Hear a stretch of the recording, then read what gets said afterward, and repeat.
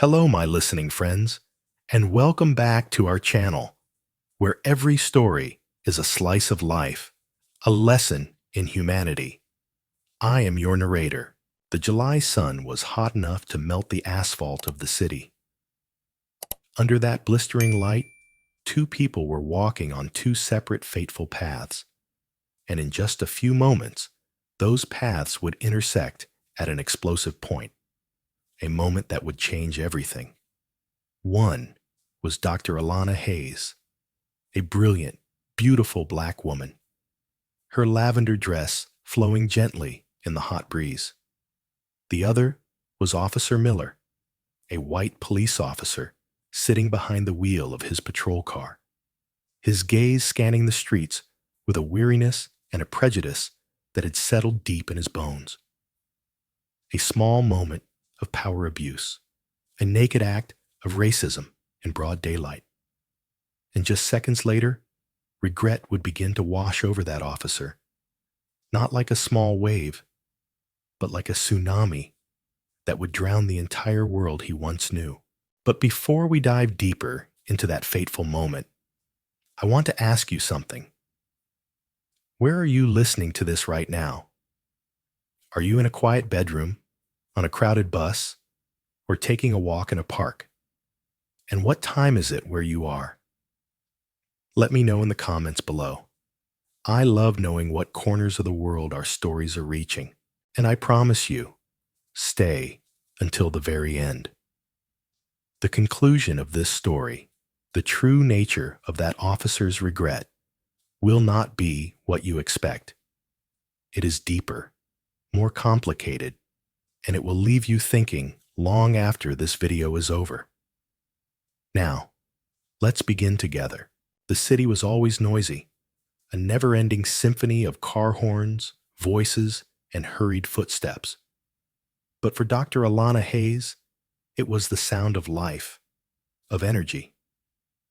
She had just finished a lecture at the local university on social psychology, the topic being unconscious bias and its effect on power structures.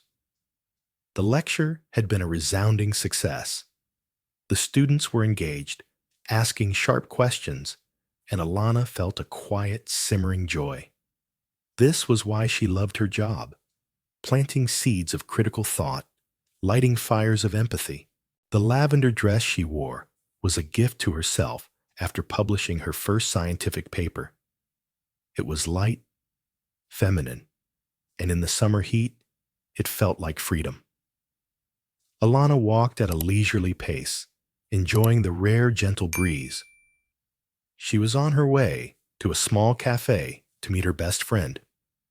In her bag was the latest book by Ta-Nehisi Coates, and in her mind were ideas for her next research project. She was a complete person, with a career, with passions, with deep relationships. She was a product of hard work, persistence, and a relentless intellect. She had no idea that, in the eyes of another, all of that was invisible. To that person, she was only one thing: a black woman. A few blocks away, Officer Miller was cruising in his patrol car at a snail's pace. His shift wouldn't end for another 2 hours, and boredom was gnawing at him. He'd been on the force for 8 years. The idealism of a young man who wanted to serve and protect had long since faded, leaving only cynicism and a chronic sense of fatigue. He looked at the city through the bulletproof glass of his patrol car, and all he saw were problems. Addicts, homeless people, unruly kids. And in his mind, those problems often had a specific skin color.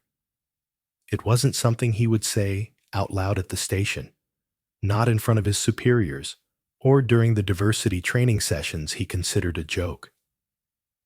But it was the unspoken truth in his head, a filter of prejudice through which he viewed the world. It was formed from his father's words, from locker room jokes, from selectively curated experiences on the street that he used to reinforce his biases. He saw a group of black teenagers laughing on a street corner and his hand instinctively went to his gun. He saw a Latina woman selling food from a cart, and he muttered about illegal immigrants. It was habit, a second nature. He didn't think of himself as a racist. He thought of himself as a realist. He believed he was just seeing the world as it truly was. And today, in his boredom and the sweltering heat, the world's true nature was about to offer him a target for his amusement. He turned onto the street where Alana was walking. His eyes, like a hawk's, began to scan the crowd. And then he saw her. He saw the lavender dress. He saw the chocolate-colored skin. And a nasty, toxic thought began to sprout in his mind. That thought was like a weed, small at first, but quickly taking root in the barren soil of Miller's boredom and prejudice. He didn't see a PhD, an educator. He saw a chick showing off on the street. The beautiful dress in his eyes became a provocation. Her confident walk in his eyes was arrogance. He felt an unpleasant urge, a desire to correct her, to put her back in her place. The power of his uniform and the gun on his hip whispered in his ear, telling him he could. Miller lightly pressed the accelerator, the patrol car slowly creeping forward, parallel to Alana. She felt its presence before she actually saw it. It was a painfully familiar feeling for many black people in America. The sensation of a police car shadowing you, the sudden shift in the atmosphere, an invisible tension. Her heart beat a little faster, an automatic response honed over generations.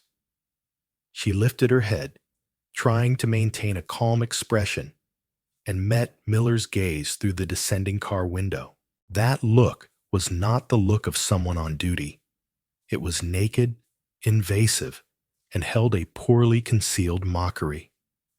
"Good afternoon, girl," Miller said, his voice drawing out the last word with condescending familiarity. Alana just gave a polite nod, not wanting to engage. She kept walking, hoping he would just drive away, but he didn't. The car continued to move slowly beside her, a metal shark toying with its prey.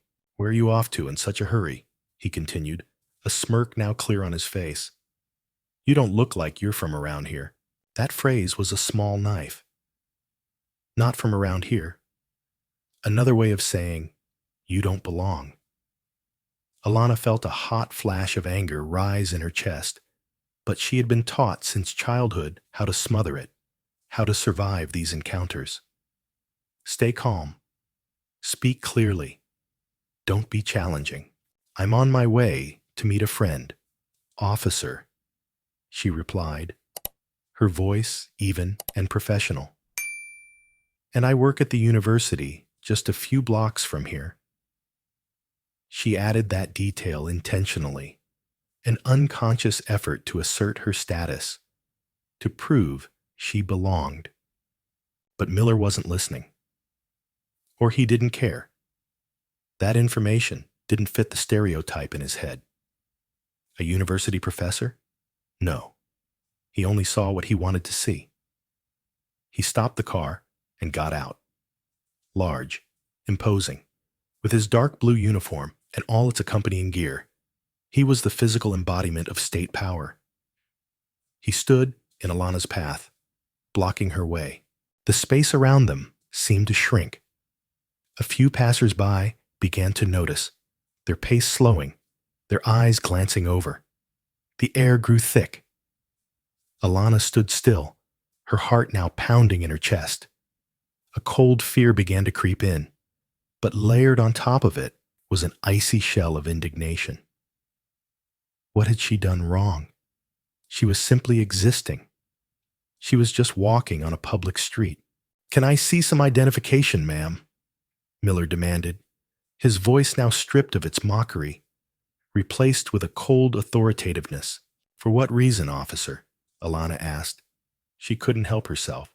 She knew her rights. She taught about them. That question seemed to be the final match on the gasoline of Miller's wounded pride. Who was she to question him? He was the law here. His smirk vanished completely, replaced by a cruel look. "Because I said so," he snarled. "You might fit the description of a suspect in a recent robbery." It was a blatant lie, and they both knew it. It was the classic excuse, a tool used for harassment and intimidation. Alana slowly put down her handbag, preparing to get her wallet. She felt the eyes of the people around her. A feeling of humiliation began to wash over her, but Miller didn't wait. His impatience and his desire to demonstrate his power had reached a boiling point. He looked down at her lavender dress, and the initial toxic thought had now become a plan of action. He was going to teach her a lesson. He was going to show everyone who was in charge here. With a self-satisfied smirk returning to his lips, he stepped forward. That moment lasted only a second, but for Alana, time seemed to stop. It shattered into 1,000 painful shards of memory. She saw Miller's large, gloved hand reach out. She heard the rustle of fabric, and then she felt a sudden cold rush of air on her legs as he, Officer Miller, in broad daylight on a crowded street, bent down and lifted the hem of her skirt. Alana's world fell apart. The initial shock was ice cold, paralyzing her. Her breath caught in her throat.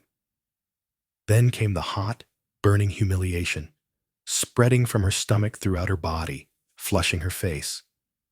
She felt naked, exposed, not because of the skin that was revealed, but because her dignity had been so violently stripped away.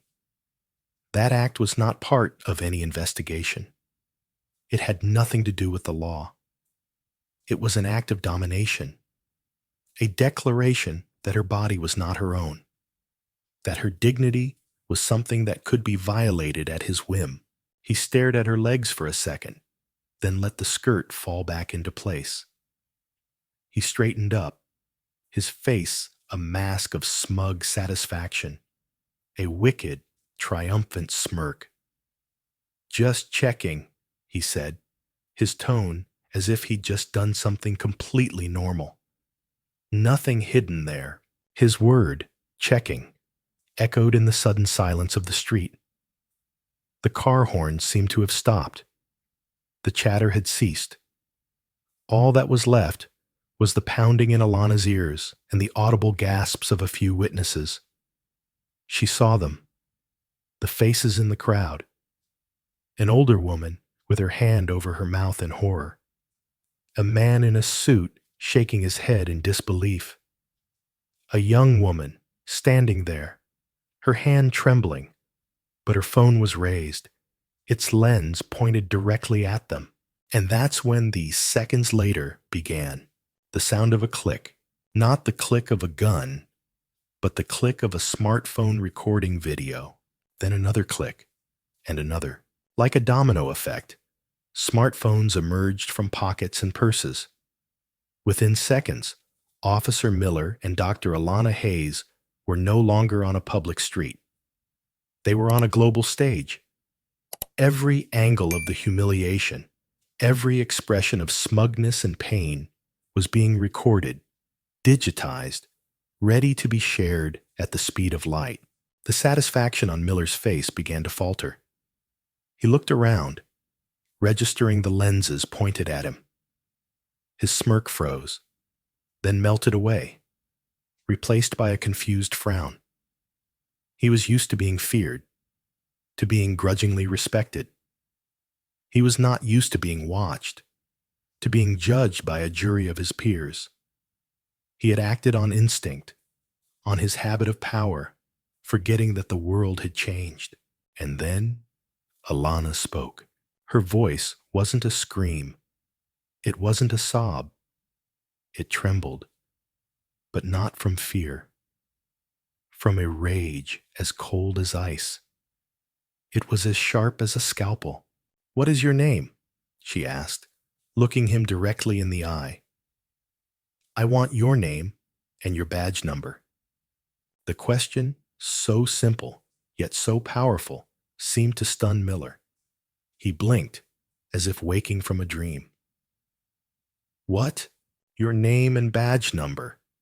Alana repeated, her voice louder, more resonant. Now, she was no longer the cowering victim. In that moment, she had reclaimed her power. She was Dr. Alana Hayes, and she was not going to let this end here. The first regret Miller felt wasn't moral regret. It was a cold, sharp pang of panic. He had made a mistake. A very, very big mistake. He looked at the phones, then at Alana's unflinching eyes. He could feel the ground beneath his feet beginning to crack. He had lit a fire, and now he was beginning to feel the heat. He had no idea that these were just the first sparks of a wildfire that was about to consume him. Miller's regret started as a small drop of ink in a clear glass of water, a selfish pang of panic. Damn it, he thought, I messed up. He wasn't thinking about Alana's humiliation. He was thinking about the report he'd have to write. He was thinking about the conversation with his lieutenant. He was thinking about internal affairs. His eyes darted around, looking for an escape, but all he found were staring faces and the unrelenting lenses of smartphones. Alana's voice cut through the air again, this time even more resolute. "Officer, I will not ask you again. Your name and badge number." Just then, another voice boomed from behind Miller. "Miller! What the hell is going on here?" It was Sergeant Davis, an older, experienced officer who'd been on foot patrol nearby. He'd heard the commotion and seen the crowd gathering.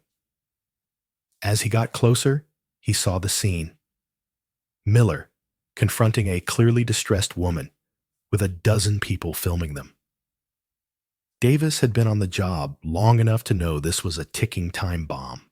Davis's arrival seemed to snap Miller back to reality.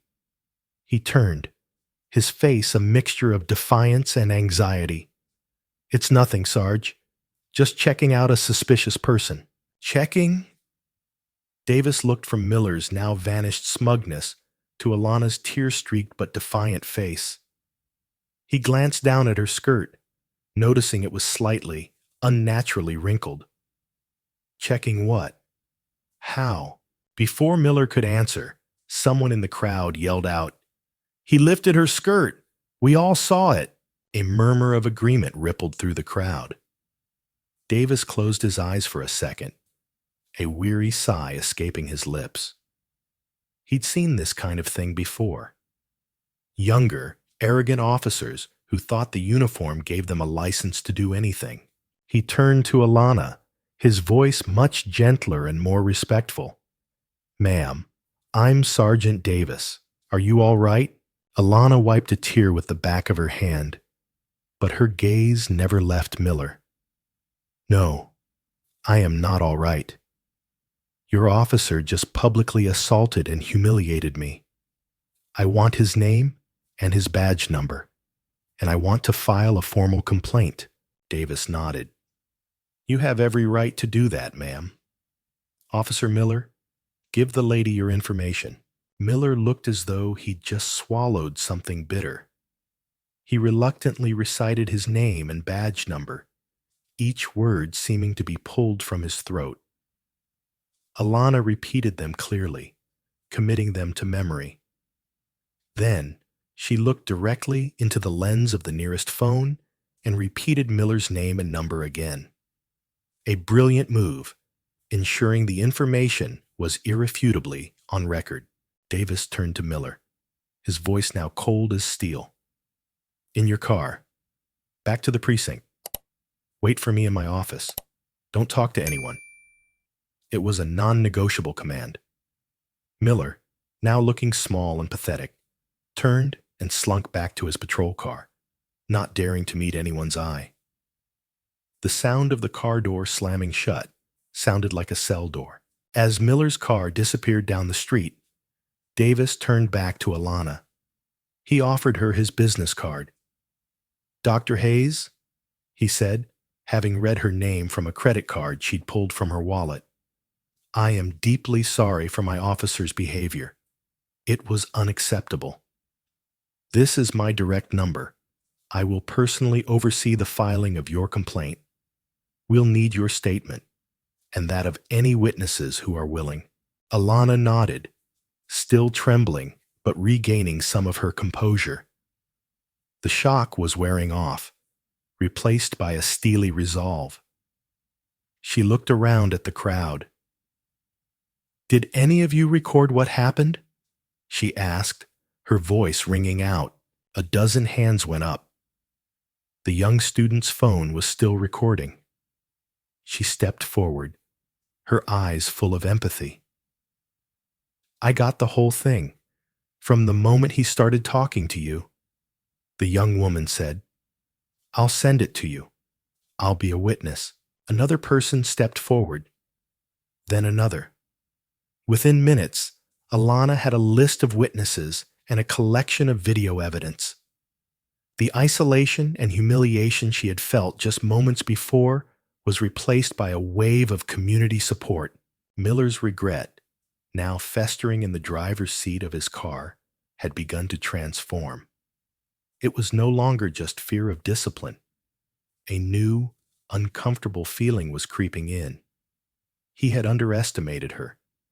He had underestimated the crowd. He had acted like a king in his own domain, only to realize his castle was built on sand. He still didn't grasp the full scale of his mistake, but he was beginning to realize this was not a problem that could be easily swept under the rug. He had provoked the wrong person, and he had done it in front of a global audience. The police station was a gray brick building, imposing and seemingly impenetrable from the outside. But inside, it was like any other workplace. Long corridors, the smell of stale coffee, and hushed conversations. For Alana, walking through those doors with Sergeant Davis, it felt like entering the lion's den. Every eye seemed to be on her. She could feel the judgment, the curiosity, and from a few, unconcealed hostility. They were a family, a blue brotherhood, and she was the outsider, the one who came to make trouble for one of their own. Sergeant Davis led her to a small, clean interview room. It was far from the grimy interrogation rooms of television. It had a metal table, a few chairs, and a large one-way mirror on the wall. Alana knew that on the other side of that mirror, people were watching and listening. "Dr. Hayes," Davis began formally, "I want you to know we are taking this allegation with the utmost seriousness. An investigator from Internal Affairs is on their way. Would you like a lawyer present?" "I'll be my own counsel for now," Alana replied. Though her field was psychology, she had a solid understanding of civil rights law. "I want to give my account once, in detail. I want it recorded, both audio and video." Davis nodded and switched on a small recorder on the table. A tiny red light glowed. "The machine is recording. Whenever you're ready," and Alana began to speak. She recounted everything, starting from her successful lecture, the joyful feeling of her walk, to the moment she felt the patrol car shadowing her. Her voice was methodical and even. She did not let emotion cloud the facts. She described Miller's gaze, his condescending tone, the lie about the robbery suspect. And then she recounted the horrific moment. As she described him lifting her skirt, her voice broke for a second, but she quickly composed herself. She was turning her trauma into testimony. She described the humiliation, the feeling of exposure, and then the rage that gave her the strength to demand his name and number. She spoke for nearly an hour without stopping. When she finished, the room was silent. Sergeant Davis just looked at her, a complex expression on his face, of shame, of respect, and perhaps a touch of weariness with the system he was a part of. Meanwhile, in another room in the same building, Officer Miller was going through a different version of the same process. But the atmosphere here was entirely different. He sat with a union representative, a large, beefy man named Fitz. Fitz had been here hundreds of times. His job was to protect officers, no matter what they did. "Listen, Miller," Fitz said in a low voice. "This isn't good. There's video, multiple witnesses. Don't try to lie." "I was just doing my job," Miller mumbled, staring at his hands. She seemed suspicious. "Suspicious how?" Fitz asked, not to argue, but to coach. "Wearing a nice dress? Looking confident? That's not probable cause, and we both know it. Now listen to me. Here's your story. You noticed her. You thought she might be concealing something under her loose-fitting dress. Drugs, a weapon, whatever. You asked for ID. She became defiant. You felt threatened. You performed a quick search for your own safety. You made an error in judgment. You were overzealous. You regret it. But you acted based on your training and experience. Got it?" Miller nodded weakly. It was a manufactured narrative, a whitewashed version of the truth. It turned an act of racist, sexist power abuse into an error in judgment. It was a life raft, and Miller clung to it. But deep down, his true regret was beginning to form. It wasn't just fear anymore. It was a creeping sense of shame. He remembered Alana's eyes. They weren't the eyes of a criminal. They were the eyes of a deeply wounded person. He remembered the phones. He had a sudden realization that Fitz's story, while it might save his career, would not survive in the court of public opinion.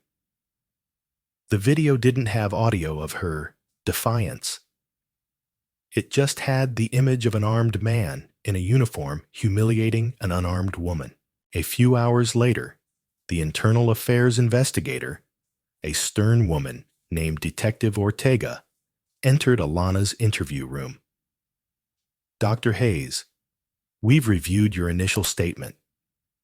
We've also received half a dozen videos from witnesses.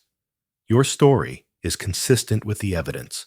Then, Ortega said something that sent a chill down Alana's spine. "Officer Miller is claiming that he suspected you were hiding a weapon under your skirt, and that his actions were to ensure his own safety."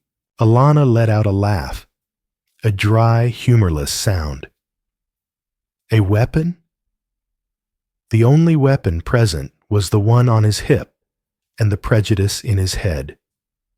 "That is a ludicrous lie." "I agree," Ortega said, surprisingly, "and we will investigate it fully. But I want you to be prepared. His union will fight this tooth and nail. They will try to discredit you. They will dig into your past, looking for anything they can use against you. This is not going to be easy." Alana nodded. "I know, but I'm not backing down either." When she left the police station late that evening, Alana felt exhausted but filled with a new purpose. This fight was no longer just about her and Miller. It was about everyone who had ever been mistreated by those who were supposed to protect them. She pulled out her phone and saw dozens of notifications. The video of the incident had been posted online. It was spreading. 1,000 views, then 10,000, then 100,000. Her name and Officer Miller's name were trending. The tsunami had begun. The internet does not sleep. It has no conscience. It is a giant amplification machine, and the story of Alana and Miller was its perfect fuel. The 30-second video, filmed by the young student, went viral. It had a simple, powerful title: Cop Publicly Humiliates Black Woman. Within 24 hours, it had millions of views. It was shared by celebrities, activists, politicians. It appeared on the evening news of national networks. Miller's face, in that moment of ugly smugness, was replayed countless times. Alana's face, in its moment of violation and then defiance, became an icon. The hashtags Justice for der Hayes and Shot das Fire Officer Miller trended worldwide. For Alana, this media storm was both a blessing and a curse. On one hand, it brought necessary attention to her case. It put pressure on the police department to act. A massive wave of support poured in her direction. Her email inbox was flooded with messages of encouragement from all over the world. Other Black women shared their own stories of police harassment, creating a chorus of shared pain. She realized she was not alone. But on the other hand, she had lost her privacy. Her life was no longer her own. Reporters camped outside her apartment building. Her phone rang incessantly. Morning talk shows wanted her as a guest. Every aspect of her life was scrutinized. Tabloids dug into her past relationships, her college grades, searching for any blemish. Just as Detective Ortega had warned, a smear campaign began. On online forums and right-wing websites, a different narrative was constructed. Alana was painted as a troublemaking activist, a cop hater who had deliberately provoked Miller. They twisted her academic work on prejudice as proof that she was biased against white people. They spread lies that she had a criminal record.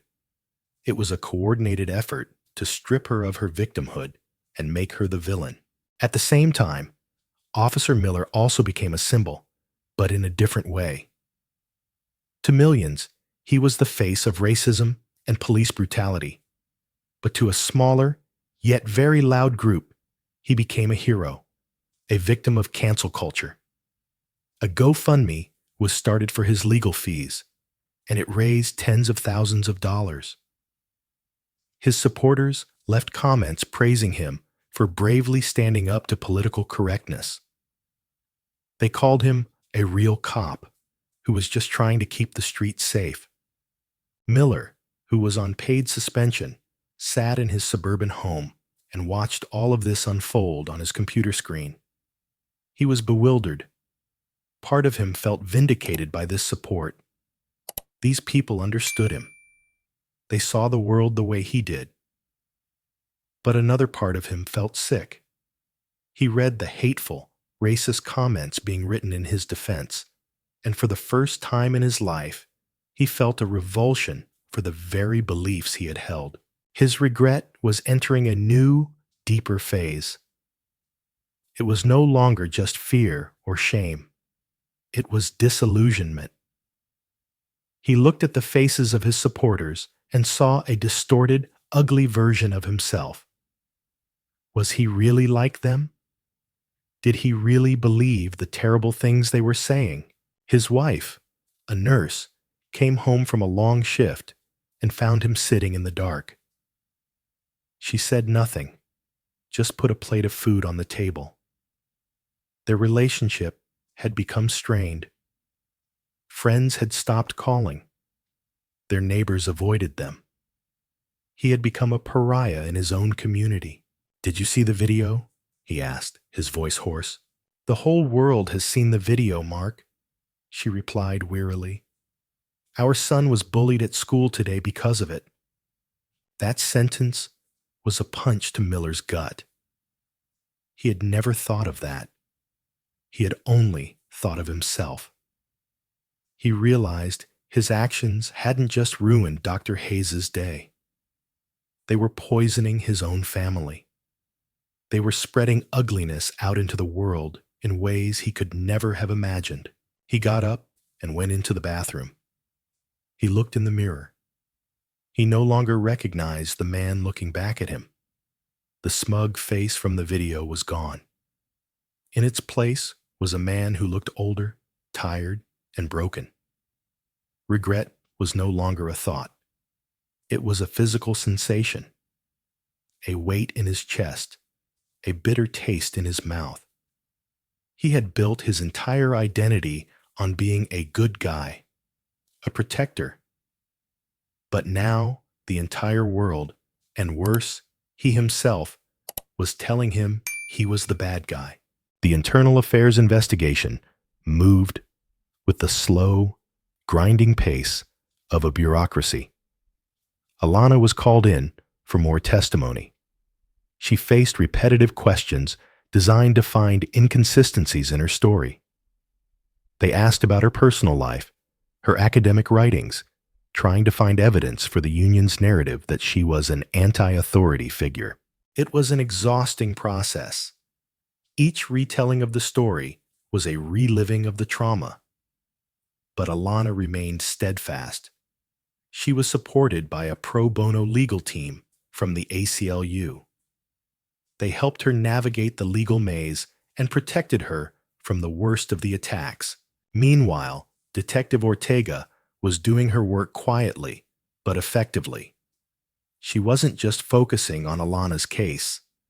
She began to review Officer Miller's entire service record, and what she found painted a disturbing picture.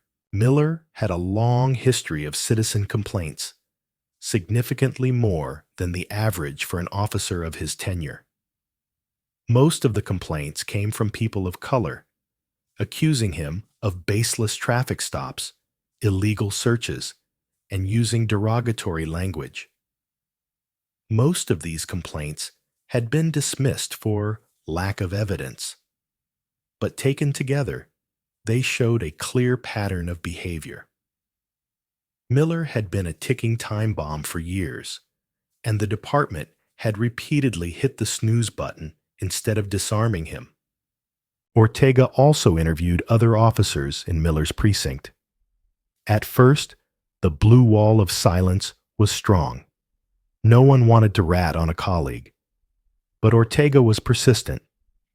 She found a young officer, Officer Ramirez, who had ridden with Miller a few times. Ramirez was a first-generation Latino American, the first in his family to become a cop. He had joined the force full of ideals. In an informal interview, away from the station, Ramirez finally opened up. "Miller, he's not a bad guy. Not in an evil way," Ramirez said hesitantly. "He's just old school. He tells the jokes. He calls people names.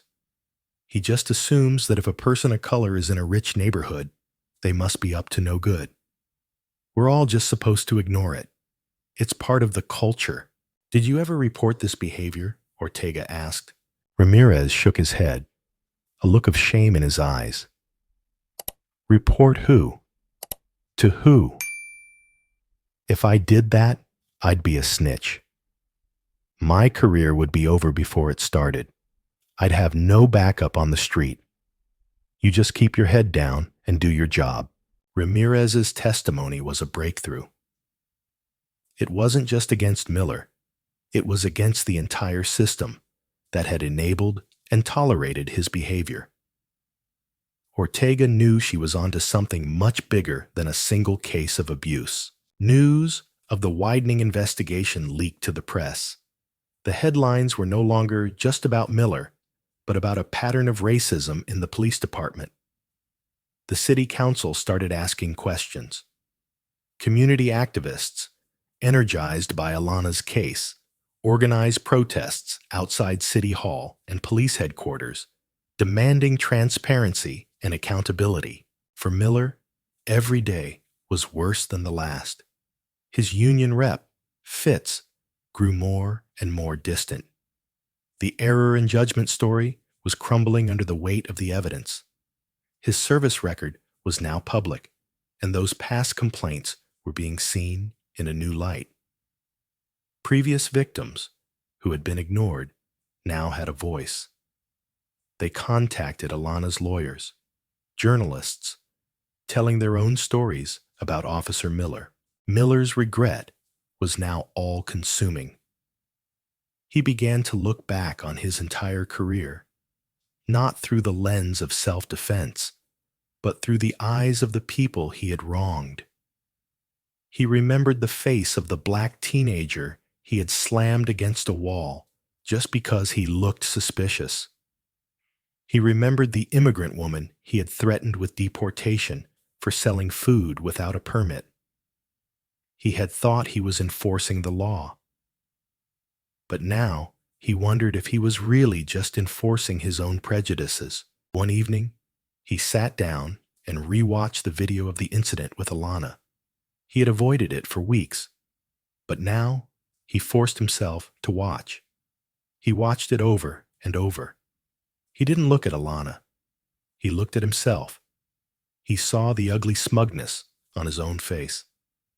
He heard the mocking tone of his own voice. And for the first time, he didn't see a police officer. He saw a bully, a coward who used his power to humiliate a woman just because he could. That night, Miller couldn't sleep. The image of himself in the video haunted him. He got up, went down to his basement, and started rummaging through old boxes. He found old photos of himself, graduating from the police academy, his young face full of pride and ideals. What had happened to that young man? Where had he lost his way? When had the bitterness and cynicism set in? He realized his racism wasn't something innate. It was something that had been learned, nurtured, reinforced by his environment, by the silence of good people, and by his own refusal to look at the truth. His regret was no longer about the consequences. It was about the cause. And that was so much more painful. The story had spiraled beyond the control of any one person. It had become a movement. Inspired by Alana's courage, a coalition of community leaders, activist groups, and concerned citizens was formed. They called themselves the Coalition for Police Accountability. Their goal wasn't just to get Officer Miller fired. They wanted systemic change. They organized town hall meetings that drew hundreds of attendees. In these meetings, residents stood up and shared their own stories. Stories of being pulled over for driving while black, of being treated with excessive force, of being ignored when they tried to report crimes. It was an outpouring of years of pent-up pain and frustration. Alana, who had initially just sought justice for herself, now found herself as a voice for so many. She agreed to speak at one of the largest rallies held in the city plaza, on the very spot where the incident had occurred. Thousands of people gathered, holding signs and chanting slogans. When Alana stepped up to the podium, a hush fell over the crowd. A few weeks ago, on this very spot, I was stripped of my dignity, she began, her voice amplified by the speakers. A man with power decided that my skin color made me lesser, that my body was something he could violate. But today, as I look out at this sea of faces, I do not feel humiliated. I feel empowered. This incident was never just about Officer Miller. He is a symptom of a larger disease. The disease of systemic prejudice, of a lack of accountability, of a culture of silence that has protected abusers and silenced victims. They want us to believe this is just one bad apple. But we are here to say, it is time to inspect the whole tree. Her speech was met with a roar of applause. It was broadcast live and went viral, fueling the movement. The city council, previously hesitant, could no longer ignore the pressure. They announced they would form an independent civilian oversight committee for the police department, a demand that activists had been fighting for years. Meanwhile, Officer Miller was living in a completely different reality. He was isolated. He had started seeing a therapist at his wife's urging. In those sessions, he began the painful journey of confronting his own demons. The therapist asked him to write a letter to Alana, not to be sent, but for him to organize his own thoughts. He sat for hours in front of a blank page. What could he write? "I'm sorry." The words seemed too cheap, too shallow. He started writing, then tore it up, then started again. "Dear Dr. Hayes," he wrote, "I don't know where to begin. Sorry is not enough. I have watched the video of what I did to you, and I was disgusted with myself. I didn't recognize that man. Or maybe I hadn't wanted to recognize him for years. I lied to myself, told myself I was a good guy, that I was just doing my job. But the truth is, I was a bully. I looked at you, and I didn't see a person. I saw a stereotype I was taught as a child, a stereotype my job reinforced." He wrote about his father, who always told racist jokes at the dinner table. He wrote about the older officers who had taught him how to handle certain neighborhoods. He wasn't writing to make excuses, but to try to understand. "My action towards you was the culmination of 1,000 small choices. 1,000 times I chose ignorance over empathy, fear over understanding. I hurt you terribly, and I hurt my family, my community, and the very profession I once loved. I became the exact thing I once swore to fight against. My regret is not that I got caught. My regret is that I was the kind of person who could do that in the first place. I don't expect your forgiveness. I don't deserve it. But I wanted you to know that your actions that day, your courage in confronting me, shattered my world. And maybe that was the best thing that ever happened to me. Because now, for the first time in a very long time, I'm starting to see things clearly." He folded the letter and put it in a drawer. He would never send it. But writing it had changed something in him. His regret had finally completed its transformation. It was no longer about him. It was about her, about the damage he had caused, and about the terrifying question: could a person like him ever truly change? The results of the internal investigation were finally released. The police department's disciplinary board, after reviewing the irrefutable evidence, the video, witness testimony, Miller's service record, and Officer Ramirez's statement, made a single recommendation: termination of employment for Officer Mark Miller. The decision was announced at a crowded press conference. The police chief, a man on the verge of retirement, read a prepared statement. He said Miller's actions were a grievous breach of public trust and do not represent the values of this department. For the Coalition for Accountability, it was a victory, but only a partial one. They had achieved their demand to not fire Officer Miller, but they knew firing one officer didn't solve the root problem. They continued to press for the Civilian Oversight Committee and demanded a complete overhaul of policies on use of force and anti-bias training. For Alana, the news brought a complex sense of relief. She didn't feel happy. There was no joy in seeing another person's life ruined, even if he had hurt her. But there was a sense that justice, at least a piece of it, had been served. Her fight had produced a tangible result. But the story wasn't over. The police union immediately announced they would appeal the termination, calling it a knee-jerk reaction to political pressure. They vowed to take the case to arbitration a process that could take months, even years. The legal battle was far from over. Miller got the news in a phone call from Fitz.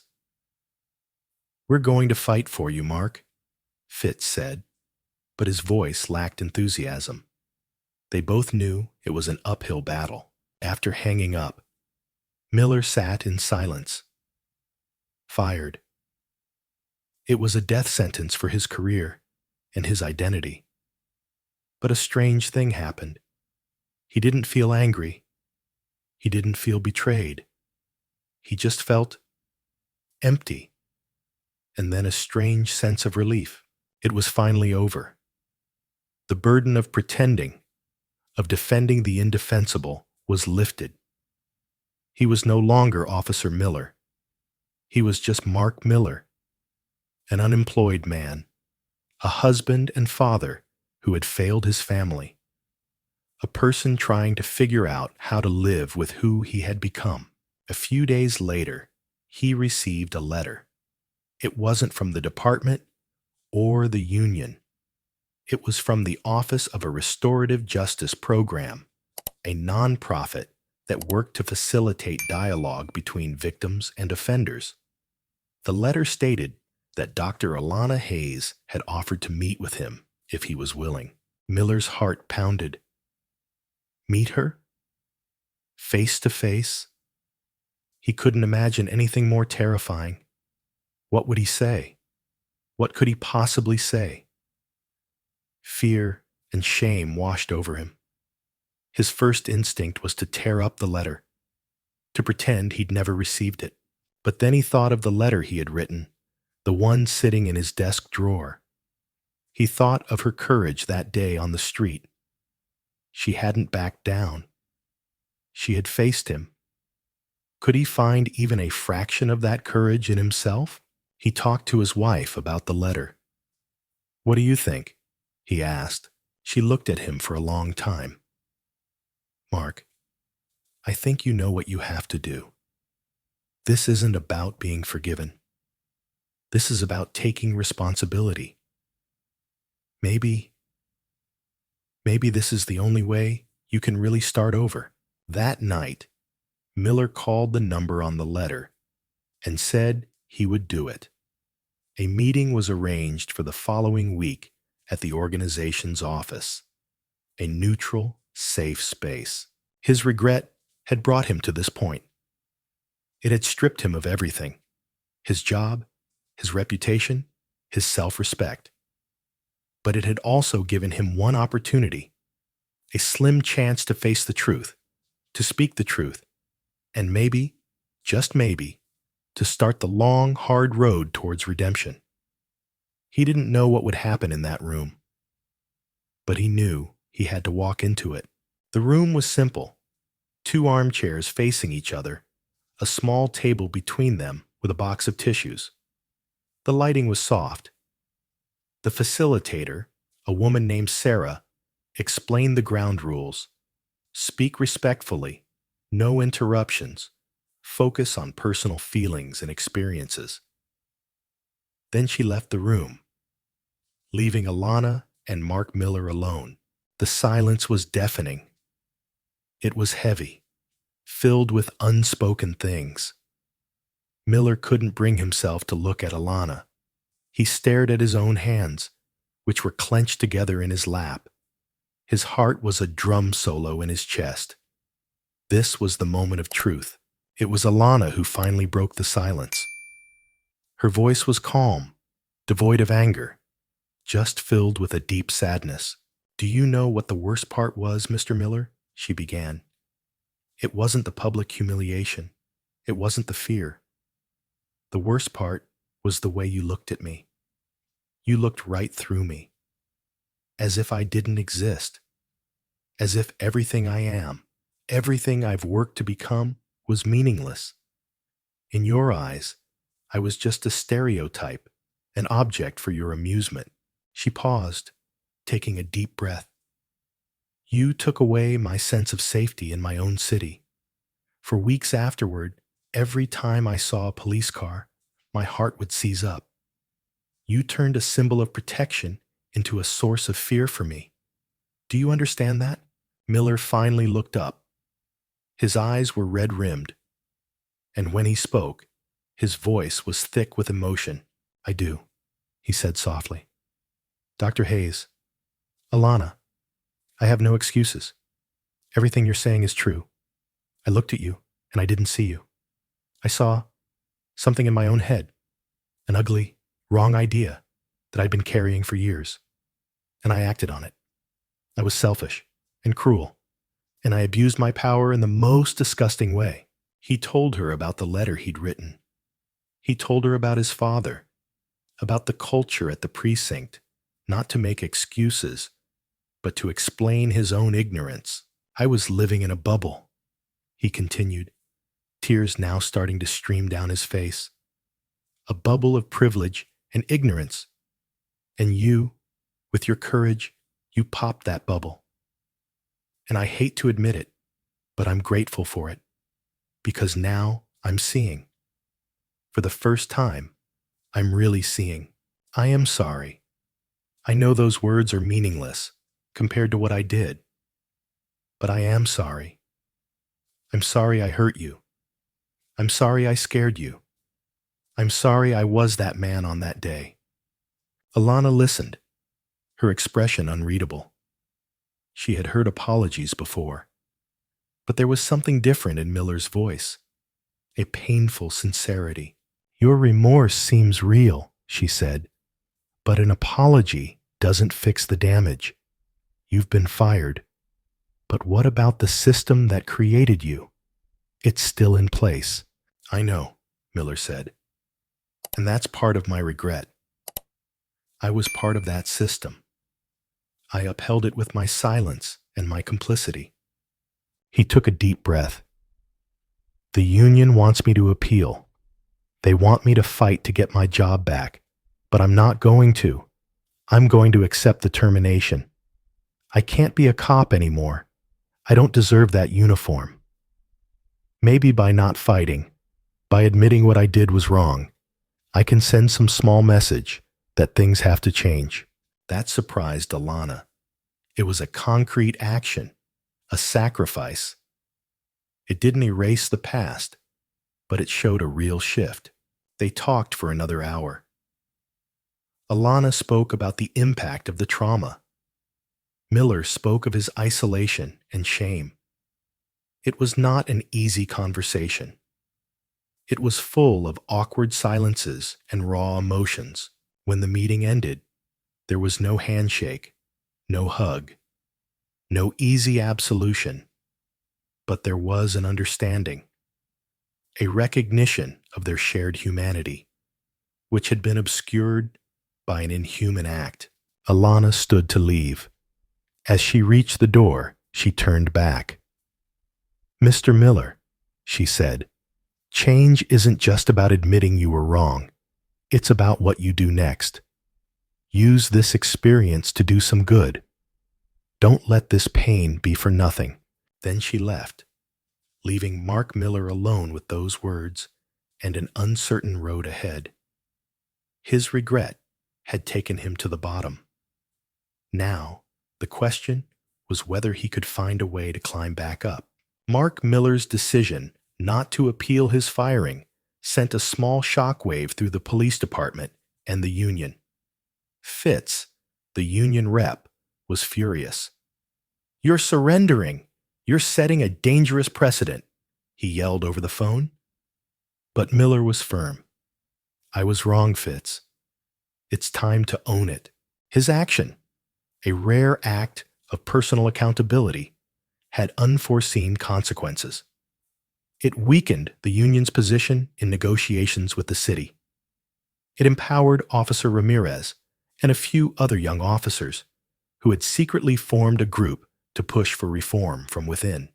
If Miller can admit he was wrong, Ramirez said in a clandestine meeting, then we can admit our system is broken. Meanwhile, Alana had stepped back from the spotlight. She had gotten her justice. Now, she wanted to use her platform more strategically. She began working with the Coalition for Police Accountability, not as a victim, but as an expert. She used her knowledge of social psychology to help design new anti-bias training programs for the police department, programs that focused on empathy and self-awareness, not just checking boxes. She also started a small nonprofit, the Lavender Fund, named for the color of her dress that day.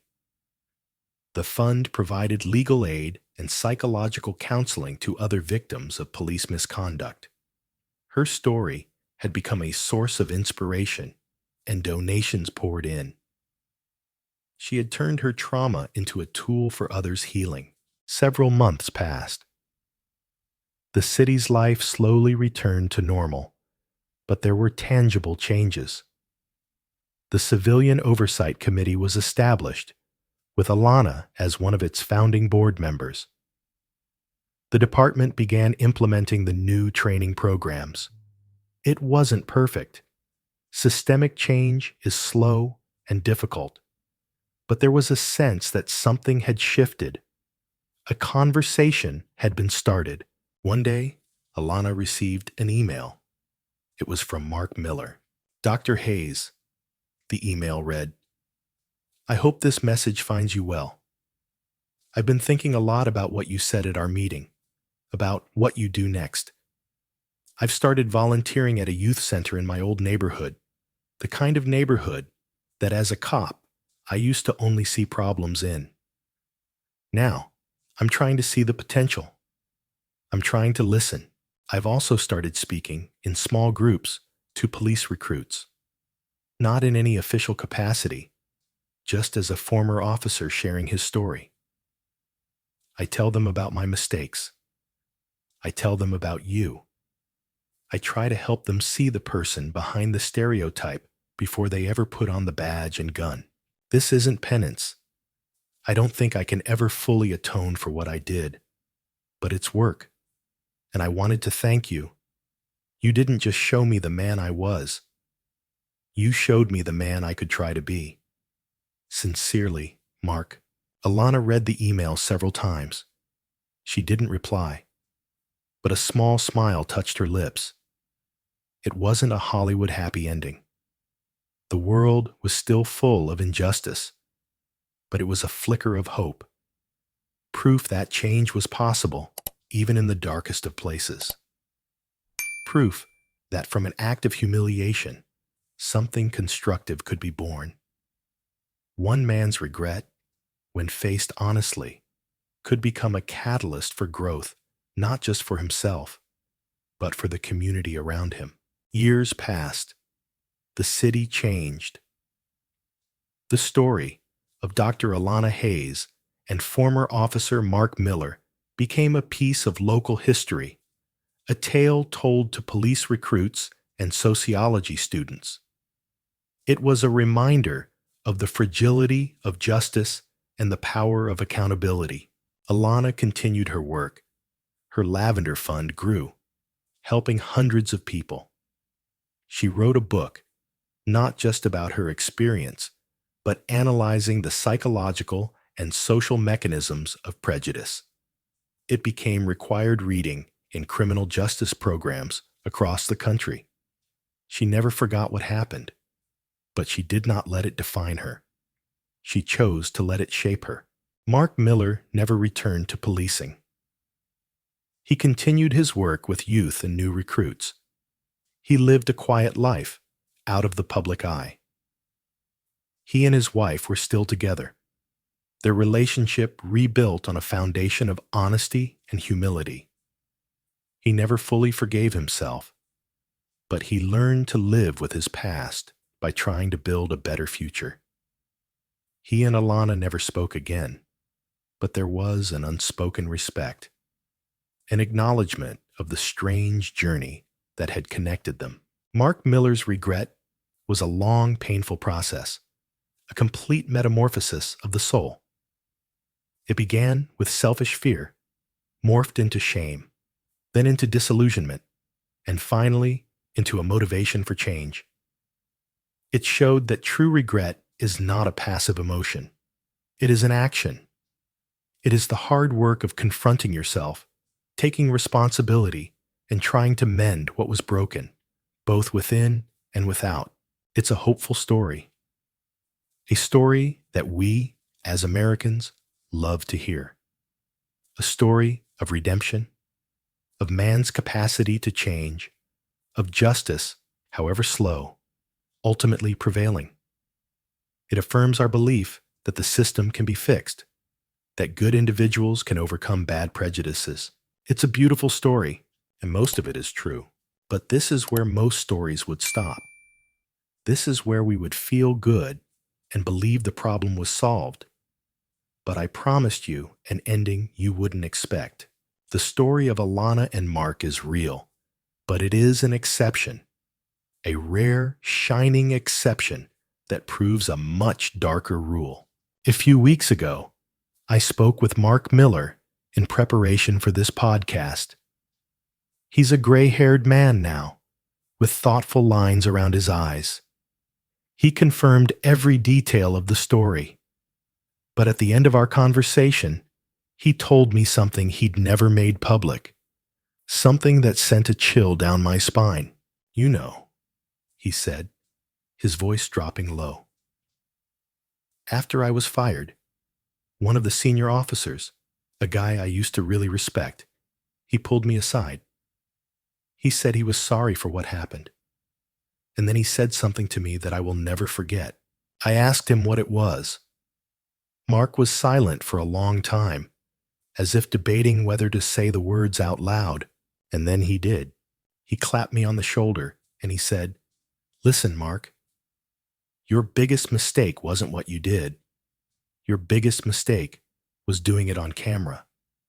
If this story made you think, if it touched you, hit that subscribe button and turn on notifications. Because there are countless other stories that need to be told, and we will not stop telling them. The world doesn't change because one man regrets his actions. It changes when we give them no other choice.